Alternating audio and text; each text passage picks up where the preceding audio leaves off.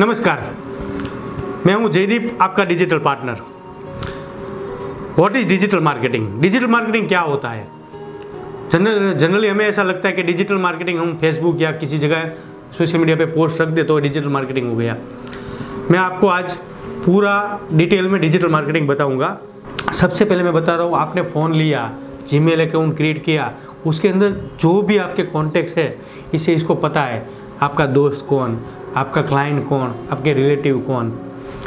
इससे आगे बताता हूँ, आपका फ़ोन जो रात के टाइम रहता है जिस जगह पर, उसे इसको पता है आप कहाँ पर रहते हो, आपका रेसिडेंट क्या है।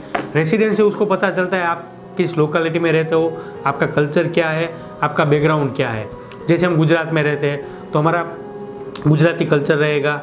इसके अंदर मैं जो एरिया में रहता हूँ वो सौराष्ट्र का एरिया है तो हम काठियावाड़ी रहेंगे। तो ये सब उसको पता चलता है कल्चर का आपके बारे में। दिन के टाइम जहाँ फ़ोन रहता है तो दिन में जो फ़ोन रहता है उसे उसको पता चलता है कि आप कैसे काम से जुड़े हो। अस्पताल के आसपास रहता है तो आप उस काम से जुड़े हो। इंडस्ट्रियल एरिया में जुड़ा हुआ है तो आप इंडस्ट्रीज के काम से जुड़े हुए हो।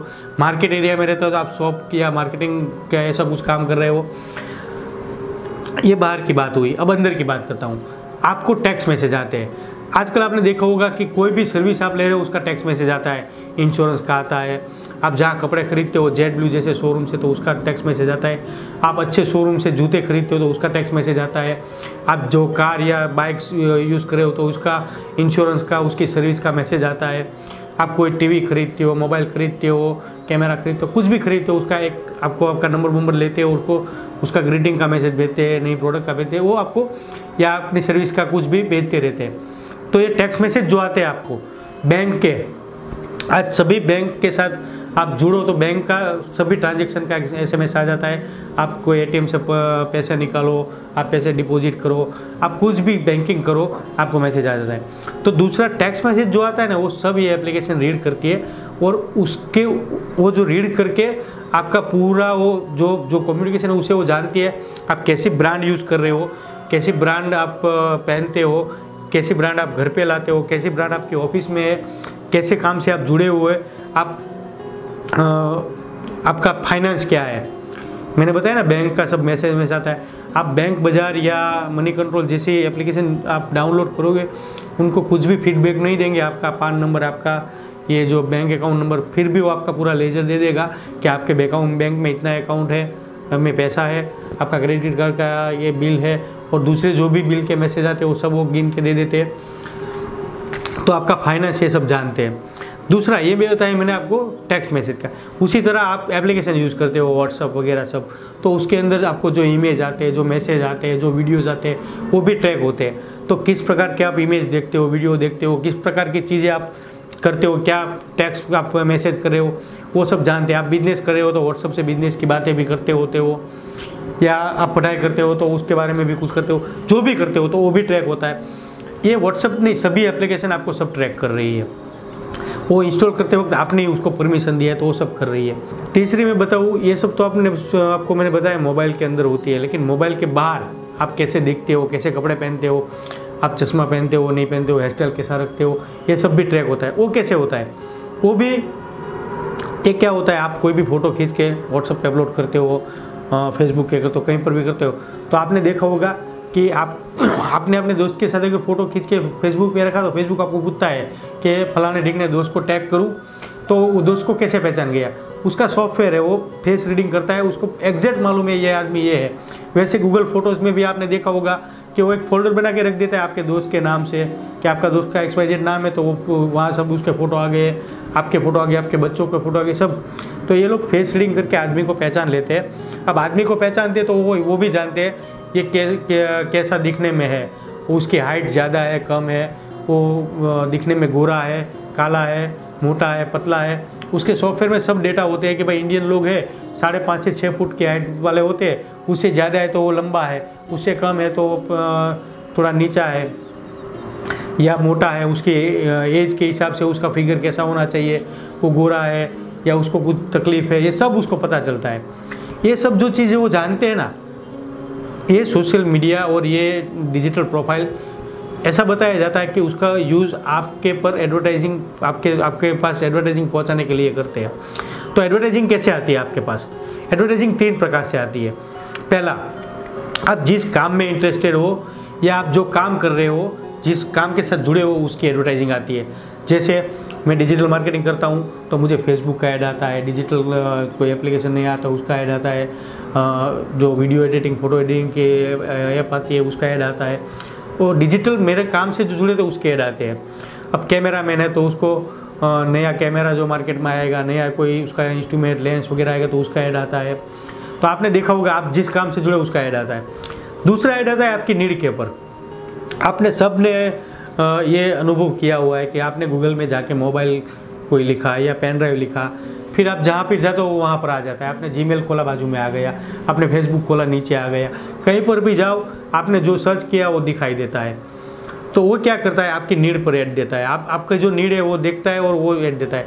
और तीसरा ऐड आता है जो वो आप किसी का ऑडियंस बनते हो। ऑडियंस मीन्स अभी चुनाव चल रहे हैं तो आपको कोई भी पार्टी में इंटरेस्ट नहीं है, आप पॉलिटिकली एक्टिव नहीं है, तो भी आपको किसी ना किसी पार्टी का ऐड आ जाता है, कहीं ना कहीं आ जाता है। वो क्या करते हैं, बड़ा बजट लेके आते हैं और वो बड़े बजट सोशल मीडिया पे डालते हैं, और जो भी 18+ लोग हैं या जिसका वोटर आईडी में नाम है उन सबको टारगेट कर दे तो उन सबको ऐड दिखता है, तो वो आप ऑडियंस बनते हो।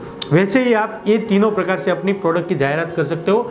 आप भी ऑडियंस चुन सकते हो, रीमार्केटिंग कर सकते हो। आपकी वेबसाइट पे कोई आया या आपकी प्रोडक्ट किसी ने सर्च की तो फिर आपका प्रोडक्ट उसको कहीं ना कहीं दिखे, तो ये सब एडवर्टाइजिंग आप भी कर सकते हो। आपको एप्लीकेशन यूज़ करे हो उसके अंदर आता है तो वो सब आप कर सकते हो। कैसे, वो मैं आगे के वीडियो में दिखाऊंगा। मैं पहले ये बेसिक वीडियो है कि डिजिटल मार्केटिंग क्या है, कैसे काम करता है।